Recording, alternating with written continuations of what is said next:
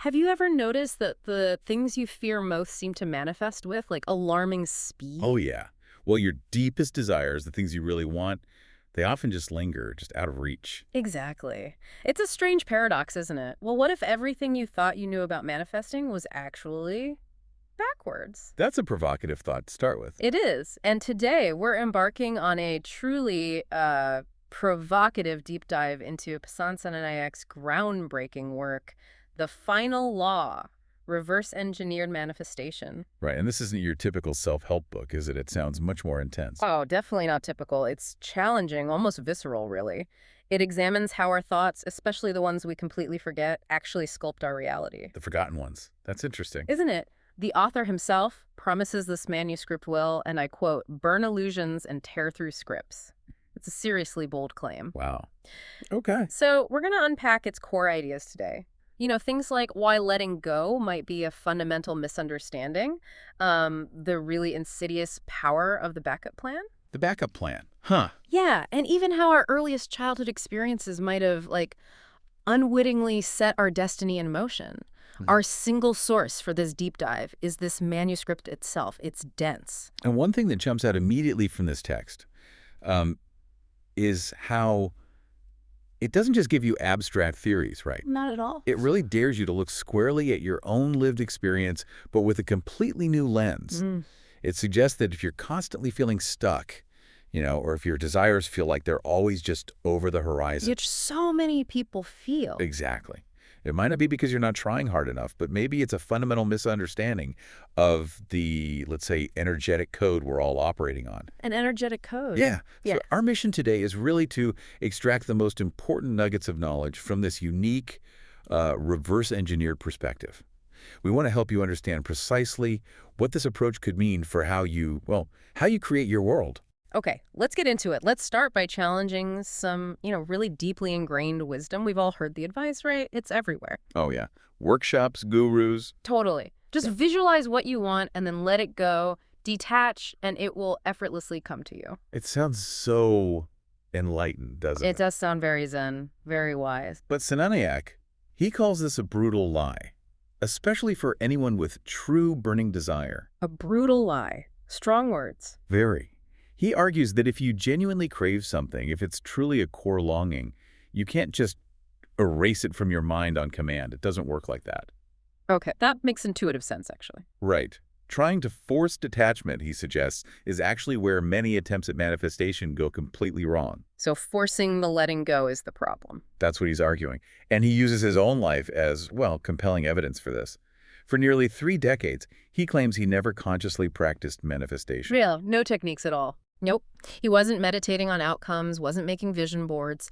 Yet things he considered totally impossible just happened for him with remarkable ease. Like what? Can you give an example? Yeah, absolutely.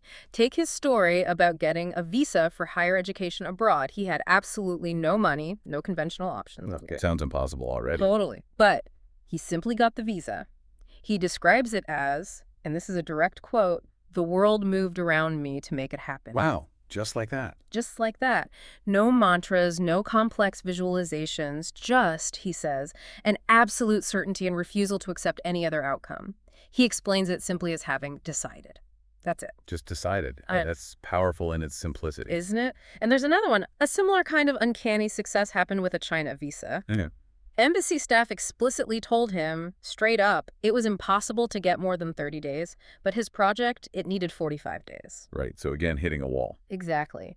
But he applied with, and again, these are his words, no backup plan, no worries, no compromise, just pure singular intent. Okay, sticky to his guns. Completely. And astonishingly, he received a 50-day visa. 50. Whoa. More than he even needed. Right. He attributes this to something that just rearranged reality. Again, entirely without any conscious manifestation techniques as we know them. So these accidental successes, as he calls them, they seem key. He implies they hold the key, to the true mechanics of how reality responds. It's not about the techniques, maybe. Okay, so where does it get paradoxical? Right, here's where it gets really interesting. After years of this seemingly effortless, almost accidental success, Senanayake hit a wall, a deeply personal, really emotional obstacle. Wow, okay. And this time, armed with all the knowledge, he consciously applied all the popular manifestation techniques, visualizing, believing, detaching, acting as if, the whole 9 yards. So he did it by the book this time. Exactly. And his stark conclusion, it didn't work. If anything, it backfired. Backfired. Wow. Yeah. So that direct contradiction, decades of unconscious success followed by conscious failure when trying to manifest, that's what fundamentally kicked off his rigorous, almost brutal process of reverse engineering the whole phenomenon. Okay, that makes sense. That discrepancy is huge. It immediately prompts the question, doesn't it? How could a lifetime of not trying yield these miracles while doing it right, according to all the popular wisdom, led to such, well, profound failure? Exactly. Senanayak's own frustration with this, it sounds like it ignited his whole reverse engineering process. That's right. He meticulously examined what he didn't do in those successful times, like no mental games, right? Right. No attempts to let go of the desire, no meditation focused on the outcome itself. None of that. Instead, he observed. He simply decided the outcome was mine and moved forward like the world had no choice but to reflect that. Like the world had no choice. Yeah. It's a powerful stance. Isn't it? He calls this reality engineering. And he makes a point of differentiating it from, the general law of attraction, or what he terms spiritual fluff. Okay, so it's more mechanical for him, like levers and physics. Exactly. It's about understanding the precise energetic levers, not just vague positive thinking concepts. Right. And this observation, it builds on an even deeper principle he uncovered. Senanayak points to a really paradoxical cause for his conscious failure.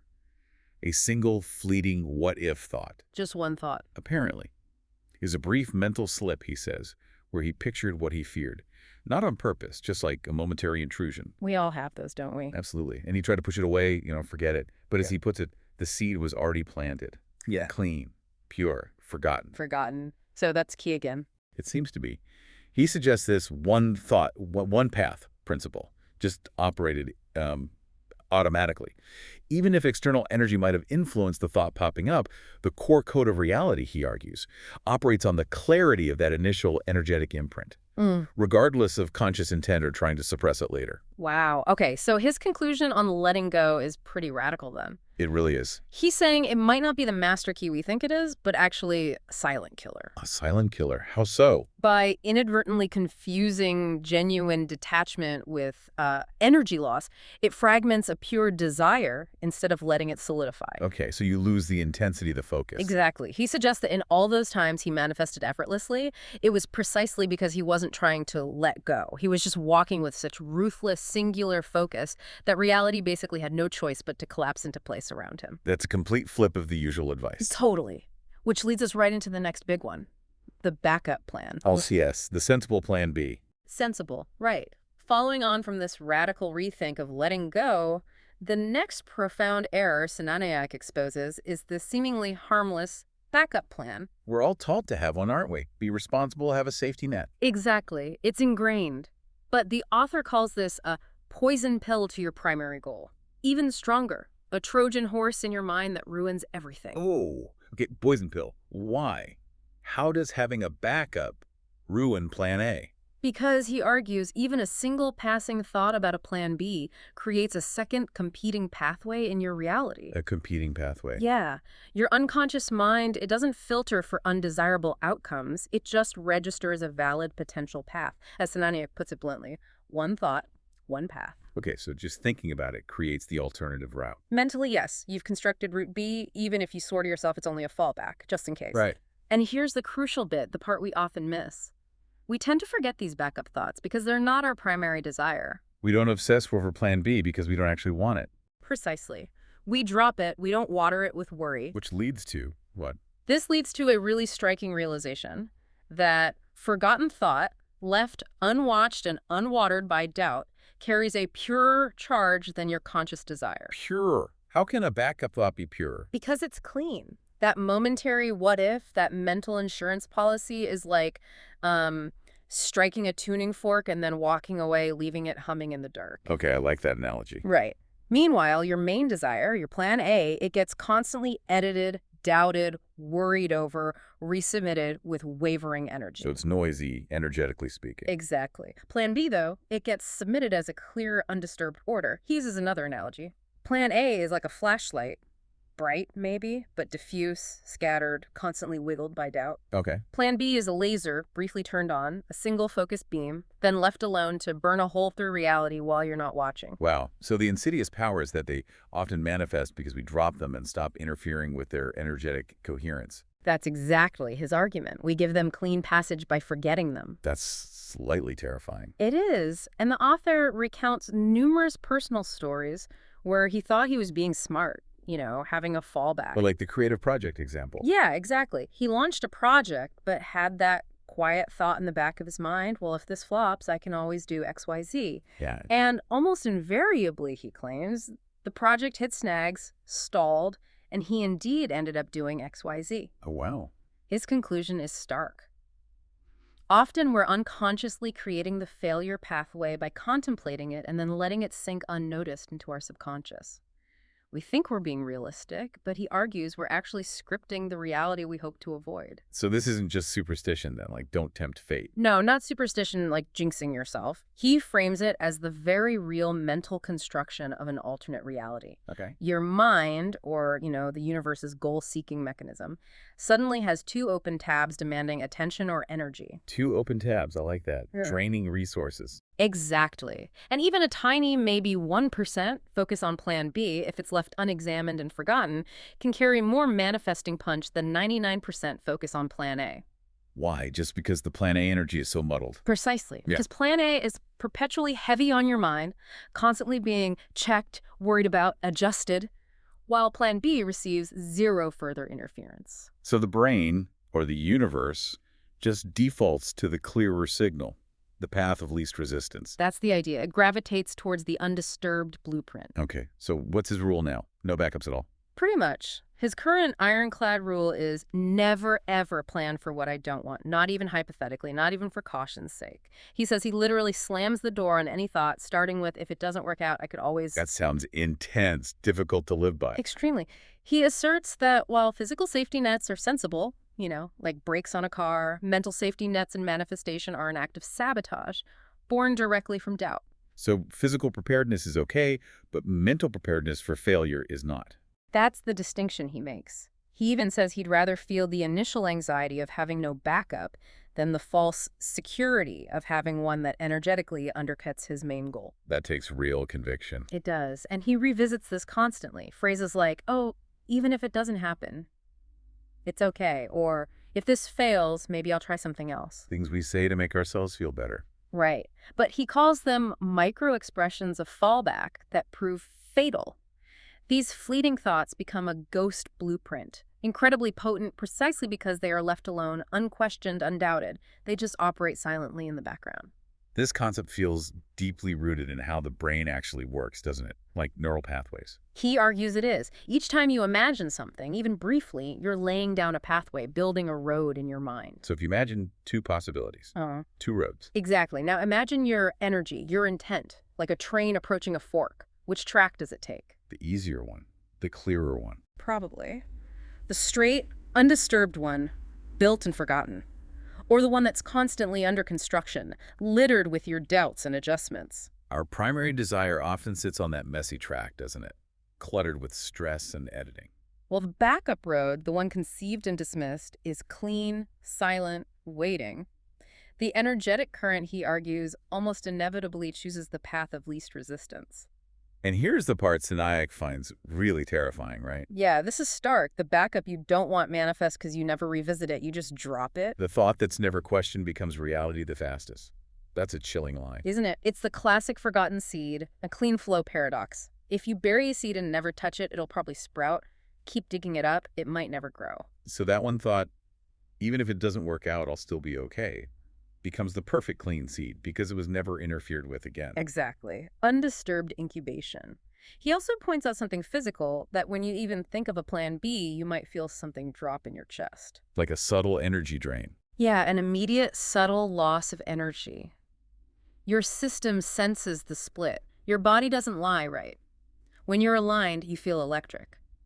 The moment you entertain failure, something shifts. The power leaks out. And reality adjusts to that new crack. It senses the fracture in your field. So his challenge to us, to you listening, is pretty demanding then. Unyielding. If I don't want it, I don't think it. Not even once. And if a negative thought does creep in, His advice is neutralize it. Replace it with imagining the outcome I do want and mean it. Mhm. Don't just push it away, actively overwrite it. Can't get into the light, kill it with clarity. Exactly. Like saying, no, that's not an option. It's about precision in your mental architecture, not just general positive thinking. Preparedness is for victims. Yeah. Precision is for creators. Remember that line. Yeah, powerful stuff. And that loaded gun analogy really hits home, too. Oh, yeah.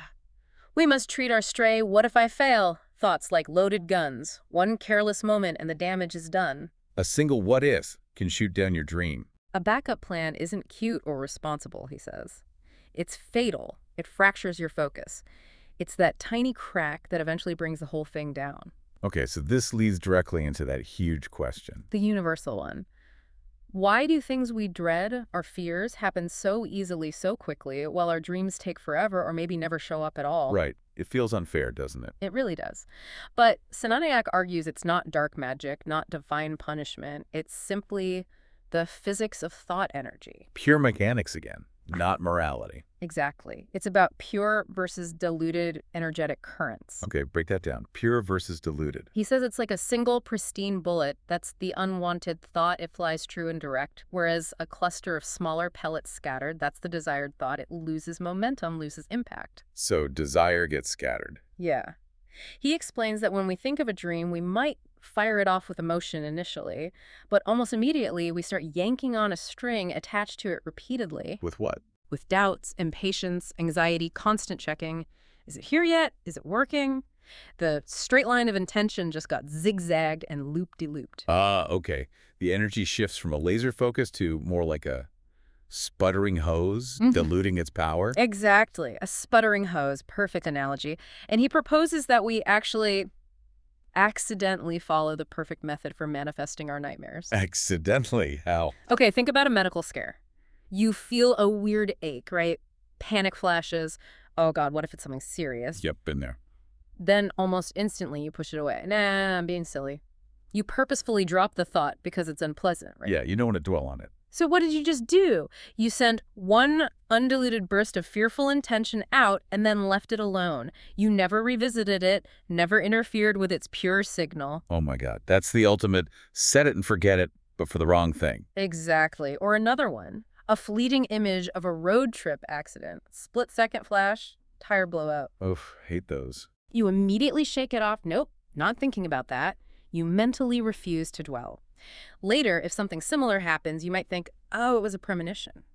But he's suggesting it was actually a creation. He's suggesting you open the energetic pathway for it with a single, clear, emotionally charged thought, and then left that pathway wide open by completely forgetting it and not disrupting its flow. Wow. This is the forgotten seed equals clean flow paradox again. Precisely. If you bury a seed and leave it alone, it grows. Keep digging it up. It probably won't. So with fears, we slam them into the dirt and run the hell away, metaphorically speaking. Leaving them undisturbed. So, of course, those are the ones that grow like wild. An undisturbed thought, especially one linked to intense emotion, becomes incredibly powerful. And the emotional charge itself plays a huge role here too, doesn't it? Definitely. Negative thoughts, especially fears, often carry a strong immediate emotional charge, like a booster rocket. Right. But then, crucially, we stop feeding it new emotions because we actively try to forget it. Exactly. It gets one powerful, pure push, then coasts under the radar undisturbed. Whereas positive desires, we keep recharging them. Yeah, but that repeated emotion often gets tinged with impatience or desperation or doubt. So the purity is lost. The fear thought gets one intense, pure hit, then it's left alone. The desire gets repeated, but increasingly muddied hits. You got it. The universe, or your subconscious, just goes with the strongest, clearest, most undisturbed signal. And then there's the belief factor that's huge too. Massive. Deep down, a part of us often believes a negative thing could genuinely happen. That's why we fear it in the first place. Right. But when we imagine a positive goal, We might feel good for a second, but then quickly that subtle thought creeps in. Wow, I really hope this comes true. There's an undercurrent of disbelief. Senanayake says, many of us find it easier to believe in a looming disaster than in an amazing success. It's sad, but often true, isn't it? Mhm. We're kind of wired by society, by news, maybe by past experiences to expect the worst sometimes. Yeah. And that inherent belief, even if it's subconscious, gives the unwanted outcome an energetic advantage. It feels more plausible somehow. So putting it all together, we inadvertently give disasters a cleaner shot at manifesting. How? By visualizing them briefly and intensely. Then immediately detaching, forcing ourselves not to think it again. While for our dreams, we visualize and then don't let go. We clamp on tight, constantly mucking it up with anxiety and doubt. We accidentally apply the perfect energetic formula to the things we fear and the broken, incoherent formula to the things we love. It's madness. Okay, so the solution seems obvious, but maybe hard to implement. The solution is profound. Flip the script. Flip the script. How? Give your positive visions that one-time crystal clear shot, a single pure intention, and then stop muddying the waters. Let it go, but in the way we let go of fears. By forgetting it. Kind of, and simultaneously, and this is vital, refuse to give our negative visions any shots at all. It's about consciously reversing your typical energetic patterns. He breaks down that fear formula, right? The anti-technique. Yes, it's stark. You felt it vividly. You believed it, even if briefly. You detached from it completely. Perfect manifestation through negligence. That's quite a phrase. It is. You unwittingly dropped a clean, potent thought seed, attached it to strong emotion, then forgot it, letting it incubate undisturbed. And contrast that with how we treat dreams. Right. You visualize it, you journal it, you script it. Affirmations, checking for signs, praying, begging, doubting, starting over, reading another book. All that activity Yeah. is touching the seed, digging in the dirt, disturbing its root system. It's too noisy to sprout. The universe, he implies, doesn't respond to frantic effort. It responds to clear, undisturbed, energetic precision. And fear, ironically, often carries that precision. So the radical proposal is take the fear formula and apply it consciously to desire. Exactly. Feel the dream clearly, once. Make the decision. It's done. Drop it. Move on. Forget it. Forget it. That's the hard part for something you desperately want. It is. He urges you not to recheck it, not to overlove it, but to let it rot in your subconscious. Let it rot. Why rot? Because rot is fertile. Because silence is sacred. Because finality is magnetic. He claims when he started doing this, truly releasing the need to manage the outcome, things arrived silently, rapidly, precisely, just like his fears used to. Wow. Okay, so what about when fear does flash up? Because it will. Yeah, when that unwanted code tries to install, his advice is clear. Cancel it out loud, say the opposite, visualize the reverse, then let that go. Don't try to fix the fear itself, just replace it. Exactly, because the only way to energetically kill a clean, unwanted seed is to plant another, desired one right on top of it, with equal or greater clarity and emotional charge, and then leave that new seed undisturbed. Overwrite the code. Precisely. His final warning here is a profound summary. No thought is neutral, every image is a design, every emotional flash is a broadcast, and the ones you forget, those are the ones reality processes fastest. So be very careful what you allow yourself to forget. Exactly. If you must forget something, make sure it's the right seed you're leaving to silently incubate. Okay, let's shift gears a bit. This next concept sounds really foundational. The childhood OS. Yeah, this is huge. Senanayake posits that your entire psychological operating system, the core programs running your life, is primarily installed by around age 7. Age 7. That early. That early. Your subconscious mind, he explains, remembers everything from that period, especially the things you weren't aware you were being taught. The implicit stuff, not the explicit lessons. Exactly. You might not recall your first specific memory, but your energetic system, your internal blueprint, recorded it all. The feelings, the atmosphere, the unspoken rules. And what's fascinating here is how modern science is increasingly backing this up, right? Totally. Research, like from the Journal of Child Psychology and Psychiatry, confirms the brain is hyperplastic in early years. The hippocampus, the amygdala key for memory and emotion, they're like raw, sensitive, wide open, complete sponges. Explicit memory isn't fully formed, but implicit memory, it absorbs absolutely everything. Senanayake connects this directly to ancient wisdom, too, like Ravana's Udisa Tantra. Right, the tantric text. Yeah, which hinted at this mysterious window of time when the soul's like wet clay. Ravana's esoteric training systems, centuries ago, apparently focused on vibration, music, breath, symbolism, before complex language developed. Why before language? Because they understood that once a core energetic script was written during that receptive phase, it would run relentlessly unless it was like violently deinstalled and rewritten later. So how does the script get installed, not just lessons, you said? No, it's much subtler. It's about what parents or caregivers believed, what they demonstrated through their actions, their reactions, their energy. And crucially, what you, as a young child, interpreted without words. Can you give some examples? Sure. Constantly witnessing parents arguing over money. That could install the deep belief money is stressful. Hearing we can't afford that over and over. Yeah. Might teach life is lack. Being praised only when you performed perfectly could wire in love equals effort, rather than you being inherently worthy. As Senanayake says, you were a sponge, not a chooser. And the script was installed. And the really sick irony, according to him, Is that the stuff you don't remember runs you the most? exactly. By the time people hit their 30s, they often find themselves reacting based on these deep, ingrained rules they never consciously agreed to. Sabotaging abundance because parents feared bills. Destroying relationships by repeating unhealthy childhood patterns. Fearing speaking up because you were silenced as a kid. Right, and we just dismiss it as, oh, that's just how I am. But Senanayake insists, no, that's how your script runs. Your outer world is just the echo of that forgotten inner programming. Okay, so if this subconscious OS is that powerful, how does it stack up against things like, say, raw intelligence, IQ, conscious effort? Yeah, great question. He offers some fascinating kind of stark, real-world examples to highlight its dominance. Like Van Gogh. Yeah, Vincent van Gogh. Brilliant, visionary artist, educated, yet plagued by emotional instability, died poor, suicidal. Senanayake points to his childhood trauma like visiting the grave of his stillborn brother, also named Vincent, arguing it created deep confusion at the identity level, overriding his conscious genius. Okay. And contrast that with someone like Mike Tyson. Exactly. Grew up in extreme poverty, violence, little formal education, but his trainer, Customato, consciously and systematically reprogrammed his mind with absolute belief. Imprinted a new identity. Yeah, an identity of, I am a destroyer, and that programming propelled him to become the youngest heavyweight champ ever. Well, Richard Branson. Right. Dyslexic, dropped out at 16, no formal business education. But his mother's relentless positive programming, you're capable, figure it out, carried him through countless failures to build Virgin. His core identity just didn't collapse. And the flip side again, Chris Langan. Yeah, the smartest man in America, IQ over 190, deeply educated.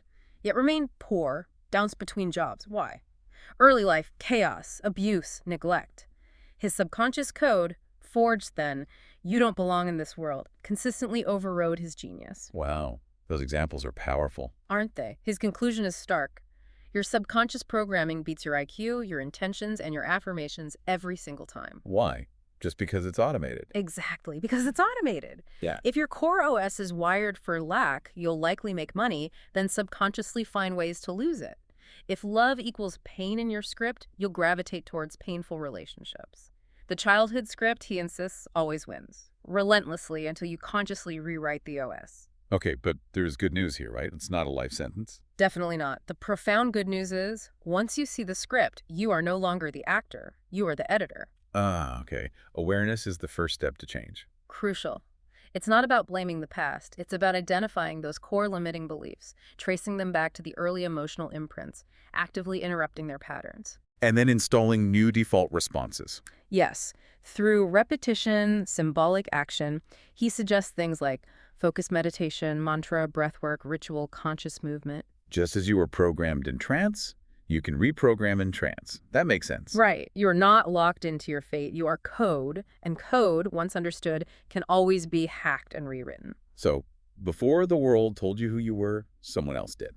Before you knew your name, you absorbed their fears. Before you chose your path, it was written for you. But now you hold the power to choose to erase it, to rewrite your own operating system. Okay, building on that OS concept, the brain isn't a canvas, it's a circuit board. Yeah, that's his next point. Your brain isn't a blank slate, it's a sophisticated circuit board. And every thought is a spark welding a wire into place. Not just philosophy, but neurology. Yeah. Manifestation mechanics. Exactly. It's the unspoken law of mental architecture. One thought, one path. One thought, one path. We keep coming back to that. So even a single unchallenged thought Acts like a survey stake for a potential new route in your reality.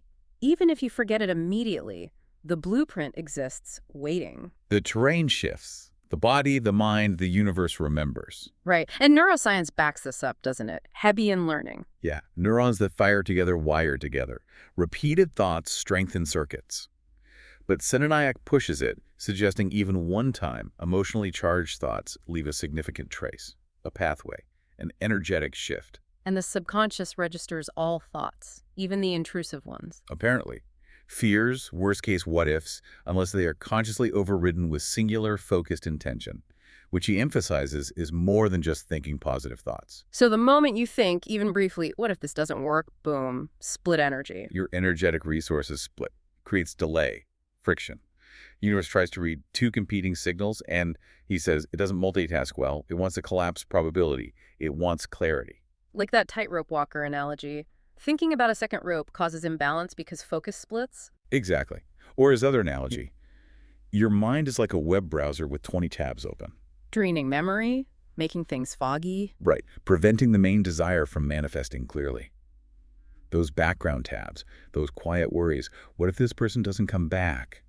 They're chewing up your mental RAM. So the solution isn't to fight each tab individually. No, he says you collapse them through dominance. You build such an incredibly clear, singular main tab, your primary desire, that the others just lose their energetic power and fade, dominate the frequency. And he connects this back to his own experiences, right? The visa successes. Yes, he reiterates. His successes happened because his signal was absolutely singular. No backdoors, no what if. But his personal setback Occurred precisely because of one flicker of plan B. That subtle passing idea. Even if it doesn't work out, I'll still be okay.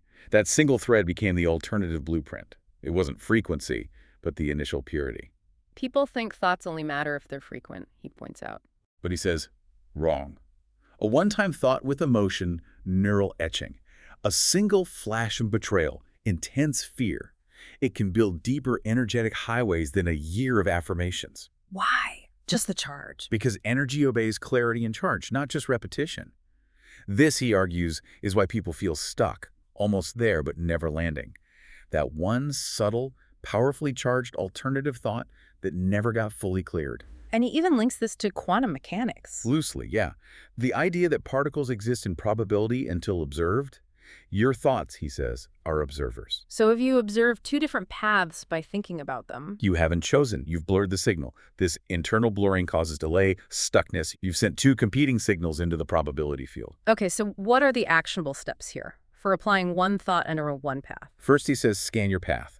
Brutally, honestly ask, have you ever entertained an emotional alternative to your desire? If yes, the blueprint is dirty. Recognize it. Okay, step one, honesty. Step 2. Collapse the probability field. Choose one desire. 100%. Every time another thought, another what if comes up, Don't argue, don't affirm, just thought return. Yeah. Return to that single chosen outcome. Silence kills intrusions. Presence overwrites. Okay. And third, Make movement from singularity. Act as only, not just as if, implying there is no other option, no second timeline. You are building the reality that already exists in full form in your chosen blueprint. right, or acting from that place of certainty. Exactly. He closes with that powerful analogy. Hmm. In relationships, split loyalty destroys trust. In manifestation, split thought destroys momentum. Your brain doesn't want options, it wants orders. The universe doesn't want hope, it wants direction. Mental monogamy. One thought, one path. That's the essence. Okay, this leads directly into the consequences of not having that singular focus, the split energy trap. Right. This chapter really dives into the fallout from fragmented focus. He crystallizes the core problem.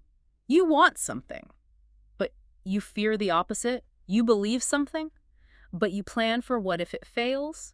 You're manifesting, but you keep preparing for what you don't want. That constant internal conflict. He calls it split energy, a severed signal, and argues it's not just a minor leak. It's the fundamental reason why so many intentions fizzle out. And the most dangerous form of this sabotage is when doubt disguises itself as logic.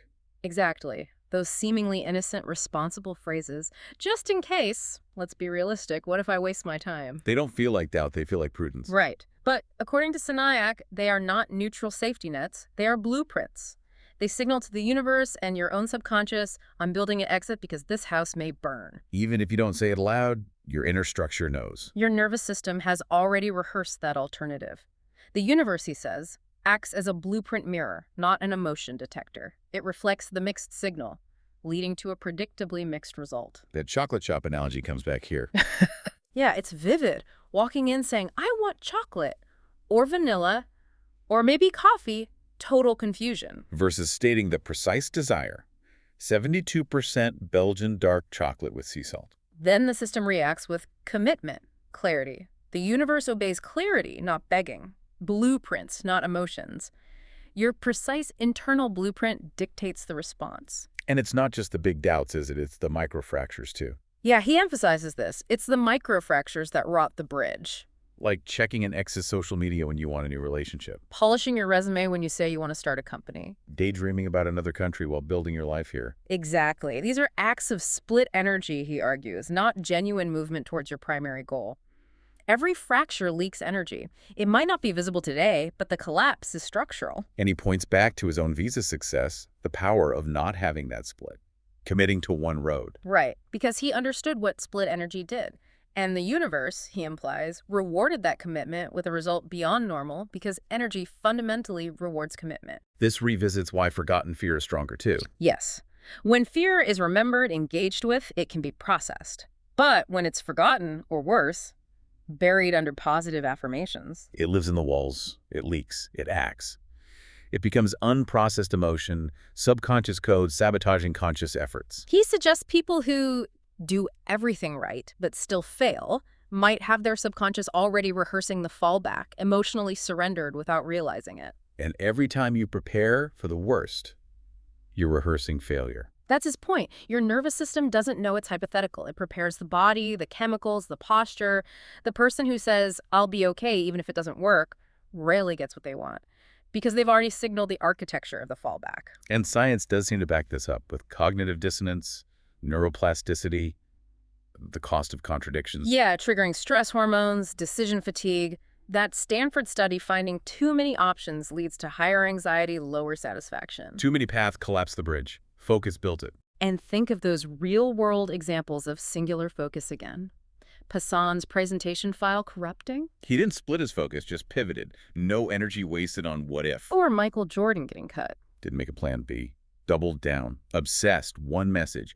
I am becoming the best. His single rail train didn't stop. Greatness crashes in from a single-minded tunnel, not by exploring multiple routes. So when your energy is split, your identity splits too. You become multiple versions of you, each half awake, each dragging the others. Internal war. Exhaustion. Monk's retreating to silence isn't magic. It's collapsing noise, micro-alternatives, making a stand. Succeed or die on this hill, no escape tunnel. His conclusion is powerful. Until you burn every alternate map, the path cannot rise. If even one maybe lives in your pocket, you've already signed the compromise contract. Collapse every other road. Close every other tab. Show no hesitation. And the universe will rewire itself to give you that one door. The energetic split is the flaw. Singular focus is the command. Okay, let's talk about being stuck. This is huge for so many people. Huge. And Senanayake wants to get something clear. You're not broken. You're not lazy. You're just stuck. But not in the way we usually think. No. You're stuck because your mind built a scaffold you don't even see. He calls it blueprint confusion. Mental contradictions. Wanting something, but unintentionally instructing energy to hold back. Manifesting what you imagine subconsciously, not what you say you want. Right. And the brain's processing mechanism is key here again, the don't problem. Yeah. Saying, I hope this doesn't go wrong, or don't break my leg. The mind has to picture the negative first. Exactly. There is no such thing as imagining a don't. The subconscious takes snapshots. It does not interpret grammar or negate. So thinking, let's have a backup plan in case this fails, stamps the image of failure into your structure. That snapshot got embedded, became part of the instruction set, leading inadvertently to you being built to be stuck. Even though planning contingencies feels logical, responsible. He calls it energetic suicide. You can't half-build two houses and expect to live in either. Split effort is dead effort. Your logic confuses your system, gives it two sets of coordinates. No wonder nothing moves. So the real reason you're stuck isn't lack of effort. It's lack of commitment to one image, one blueprint, one outcome. You've entertained options, held space for backup, considered failure. That fragmented energy holds you in gridlock. So being unstuck isn't mainly about more action. It's about deletion. Exactly. Yeah. Clear junk coordinates. Burn other maps. Withdraw energy from alternatives. Only when those other routes are gone can the inner GPS find the single path. So how do you apply this unstuck code? practically. Don't say, I won't break my leg. Say nothing negative, or better, say what you do want. Imagine dancing, running, leaping, no crutches in sight. Envision one road, close all others, go full immersion, absolute commitment. One image, one thought. Then you're not stuck. You're inevitable. Powerful shift. Okay, now this paperweight principle. This sounds intriguing. It addresses that problem of letting go again, doesn't it? It does. If letting go is a lie for true burning desire, how do you manifest big things you can't stop thinking about? He challenges the advice to detach or release, saying a desire that truly matters doesn't leave easily. Right, telling someone starving to forget about food is ridiculous. Exactly. So if conscious detachment is counterproductive, what do? He offers this structural hack. A structural hack. Okay, I'm listening. Imagine a huge desire, like that luxury mansion example. Your conscious mind loops on it, creating resistance because the absence is felt so strongly. Okay, standard problem. What's the hack? Instead of trying to let go of the mansion itself, you imagine a small object inside that mansion. A small object. Yeah. Yep. Something stupid, something meaningless, let's say, a paperweight. Visualize this tiny, insignificant paperweight vividly on a specific desk in the mansion, and then forget the paperweight. Get the paperweight, not the mansion. That seems backwards. Why does that work? Because your mind, and more importantly, your energetic system operates powerfully on imagery and clear structure. Resistance comes in when the gap between the big desire and current reality feels huge. Okay. But your mind doesn't care about a small, meaningless paperweight. You won't attach resistance, anxiety, or doubt to it. It slips easily out of conscious awareness. It's an energetically unresisted decoy. Exactly. And here's the kicker, the core of the paperweight principle. In order for the universe to deliver that paperweight to you. It has to build the entire mansion around it. Oh, that's clever. Isn't it? You haven't bypassed your desire, you've bypassed your conscious resistance to the desire. It's reformatting the delivery. Clever backdoor coding. I like that. A workaround for our obsessive human minds. Precisely. Okay, now let's talk about action, because Senanayake is really unequivocal on this. Yeah, he doesn't seem like a sit and wait kind of guy. Not at all. You can wish, you can pray, you can visualize a million times, but if you don't take action, you're not manifesting, you're hallucinating. Hallucinating. Okay, strong words again. Action isn't plan B, it is the delivery route. Like hunger food doesn't walk into your mouth, you pick up the spoon. That's coherence. The energetic blueprint demands movement. But isn't there that idea that taking action shows doubt? Like you don't trust the universe. He refutes that strongly. He says, you take action because you trust. Like setting GPS, you still have to steer the car. Okay. The map is the alignment. The wheels are the action. Yeah. That makes sense. You're meeting the reality halfway. Exactly. Signaling readiness, commitment. And he reframes doubt, too, which is interesting. Instead of letting it derail you, let it inform you. Yeah.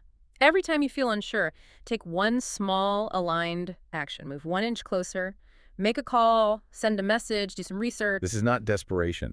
This is calibration. Yeah. Using doubt as fuel for momentum. Exactly. And he debunks the myth of the passive receiver, too. Right. People claiming they just manifested things often forget all the small moves they made. Emails, books read, rooms entered, conversations started.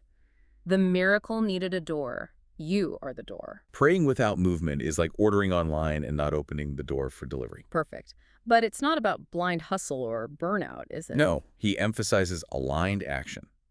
Inspired action feels like a pull, like gravity. You're not dragging yourself, you're moving like a river following its slope. If you can't move mountains, move a pebble. But lean forward. Ultimately, manifestation is not magic, it's circuitry. Image, emotion, focus. But without movement, the circuit doesn't complete. Desire needs a closed loop, that formula. Desire plus thought plus emotion plus action, manifestation. Can't skip the last part and call it faith. That's fantasy. Got it. Okay, back to the childhood OS, but digging deeper into the installation process. Yeah, he expands on this significantly, emphasizing that from birth to around 7, a child's brain is mostly in theta and alpha waves. Like deep meditation or hypnosis states. Exactly. So what you say to a child is not advice, it's installation. What's consistently absorbed then becomes the core OS they run for life. And this connects back to Ravana again, the tantric engineer understanding mental installation. Right. His Udisha Tantra texts emphasized intention, purity of thought, ritualized preparation before passing knowledge or power to a child. Those key advices. Whispers, not words. Low-frequency suggestion. Ceremony, not chaos. Subconscious understands gravity through ritual. And impression, not instruction. Child becomes what's mirrored, not just told. Neurological precision, written long before neuroscience existed. And this echoes Buddhist principles too, right? Focusing on what you want, never what you want to avoid. Yes, because language is linear, but the mind is imagistic. Saying, I don't want to fail, makes your mind see failure. I don't want to lose, shows you loss. The mind must generate the image to process the don't. And that image is what the universe responds to. Exactly. And modern figures like Dr. Joe Dispenza revalidate this with science. Your body believes your mind's pictures. Emotion plus repetition, installation. And your past becomes your future unless you override the loop, trying to get new results with old software. Which connects back to the paperweight principle as that clever backdoor coding, giving the subconscious a clear, small instruction carrying the larger desire. His statement is simple and chilling. Installation is destiny until you rewrite it. A child raised with implicit power becomes powerful. One in chaos builds code and static. Leading to contradictory commands later. I want abundance, but I fear being broke. The machine halts. So early childhood care is truly initiation. The subconscious, like a temple, must be clean before anything sacred can be placed. We are, in a sense, installing the OS of gods. Heavy responsibility. Okay, let's tackle karma. Senanayake reframes it practically, right? Not a scorecard. Yeah, he calls it residue. The stain of unprocessed thought, the vibration of unhealed action. Karma is not what you did, it's what you left behind. Energy math, not morality. And Ravana saw it as a programmable loop, not fate, practicing karmic sterilization. Through alignment, mental clarity. Knowing a karmic code would grow if unchecked, but sterilization is possible. Through intentional energy redirection. Like heat purifying water, pure intention purifies karmic residue. This connects to that universal ask for what you want principle found everywhere. Buddha's what you think, you become. Jesus' ask and it shall be given. The Quran's call upon me, I will respond to you. But the crucial omission, none of them said beg that the bad things don't happen. Because the universe, the subconscious, doesn't get not saying, I don't want to get sick, still pictures sickness. This is not semantics, it's energy mathematics. You're instructing, not asking. So many suffer not from lack of faith, but inaccurate focus. Praying faithfully, but mentally rehearsing downfall. Visualizing disaster while asking for blessings. The universe listens to the picture, not the plea. Purify your thoughts, because the mirror reflects what you show it. Ravana saw karma as mechanical misfires, code errors. Believed in intentional coding, overriding with purity, mental clarity, not morality. Rituals were for the mind. Mantra as frequency reset. Ritual as neurolinguistic entrainment. Prayer as a command line. It's about the fidelity of the broadcast signal. And karma doesn't care about good or bad, just clarity. That provocative example. The kind warrior versus the ruthless, aligned person. The ruthless one often wins materially, not because the universe favors evil, but because their frequency is clear. That's energy sterilization. You vaporize karma through pure awareness and singular intention, not guilt. Dr. Joe Dispenza supports this. Your personality creates your personal reality. Personality meaning your default broadcasts, subconscious code, mental imagery. Trying to change life with old software. Praying while rehearsing doom. Visualizing while fearing collapse. Creates a karmic loop. So the final law here, ask for what you want, not what you don't. Naming is invoking. Imagining is instructing. Feeling is installing.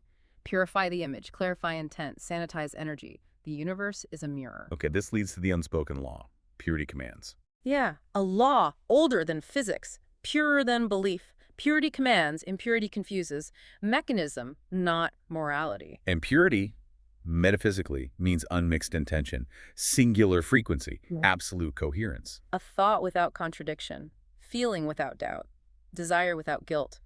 When your signal to the universe is uninterrupted by static. But most people's signals are jammed, right? That's the problem. Asking for wealth but feeling unworthy. Visualizing love but expecting betrayal. Dreaming of greatness but planning for rejection. This scrambled broadcast Means the universe responds to the average of all frequencies, not the loudest wish. Contradiction stalls creation. Pama, Shraddha, faith. Ravana knew cleaner imprints bloom faster. Buddha's you become what you think is tied to Shraddha, clarity, confidence, and path purity. Jesus' ask and it shall be given doesn't add unless you doubt, because doubt is its own request, its own signal. You can't pray for rain while carrying an umbrella of disbelief. Purity is certainty, one-channel transmission. So why does purity command? Because the universe is obedient, not sentient. It doesn't analyze ethics or judge worthiness. It responds purely to the clarity of your command. The universe is a slave, not to desire, but to design. And the purest design wins. Masters manifest instantly because their signal is clean. And sometimes manifestation is about subtraction, removing doubt, burning guilt, canceling fallbacks. The moment you give an escape route to your vision, it escapes. Purity is uncovered. What's left when contradiction dies? So the final law of energy? Purity equals power. Math, not emotion. Architecture, not ideology. Be pure, not good. Be certain, not loud. Be one, not many. The universe hears your signal, not your voice. And a pure signal always gets through. Which brings us to something challenging but liberating. The brutality of authenticity. Yeah, he doesn't pull punches here. There's a silent violence in being fake. A quiet rot that eats away at your soul. We're taught to lie for comfort, nod for acceptance, smile for survival. Betraying ourselves in exchange for belonging. But the cost is cosmic. How so? What's the energetic impact? Every yes to what you hate, every no to your soul, every hidden truth, it fractures your energy, slips your karmic balance, uninstalls your own power. You emit a scrambled frequency, and the universe delivers static. Karma tracks frequency, and authenticity is the only frequency that never lies. Exactly. People doing good out of guilt or need for recognition. Pure actions maybe, but polluted energy due to inauthenticity. And concepts like shraddha, faith, tawakkul, they all point to complete alignment between belief, thought, action. But most of us live split. Praying for light, but carrying darkness. Asking for truth, but refusing to live it. The universe does not respond to your words, it responds to your wiring.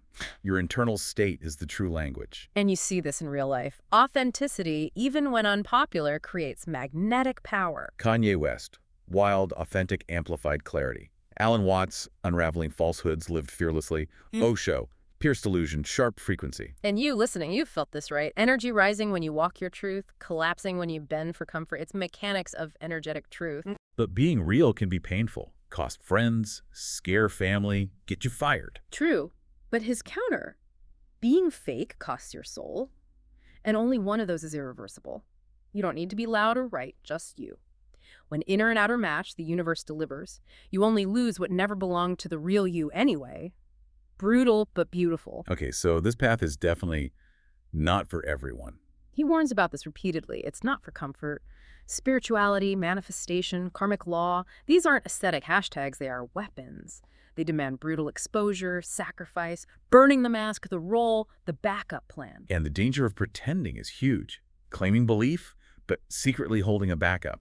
Saying you trust, but secretly praying it won't collapse. And paradoxically refusing to prepare for collapse to avoid betraying their manifestation. He calls it out. This is not faith. This is energetic chaos. So if a physical backup is needed, but denied due to false alignment, the universe matches that misalignment with failure. You didn't truly believe. You didn't truly commit. You didn't truly prepare. You were posturing, not embodying. Failure becomes karma-correcting misalignment. So being real isn't just spiritual, it's strategic. If inner and outer don't match, you're asking for two realities. Like building with hollow bricks. The bridge collapses not when it is tested, but when it was never fully built. And denying the need for a backup can actually block you from having one, because your field knows you're lying. Your soul, your nervous system knows, splits your power. Fragmented power can't punch through reality. Authenticity is a survival code for manifestation. So who is this path really for? Those ready to be cut open by truth, who'd rather lose everything external than abandon their internal compass, done with mental gymnastics. If you are still faking belief, you're broadcasting fear. If you're avoiding plan B to protect your ego, you've already lost plan A. Static repels magic. The signal must be real, and so must you. Okay, finally, the final law, final word, the convergence. Yes, the final breath, where law, energy, consciousness, karma collapse into singularity. Previous chapters were scaffolding. This is the marrow. And the final law is? The universe is not listening to your words. It is obeying your state. Rituals, affirmations, prayers are tools to modify state.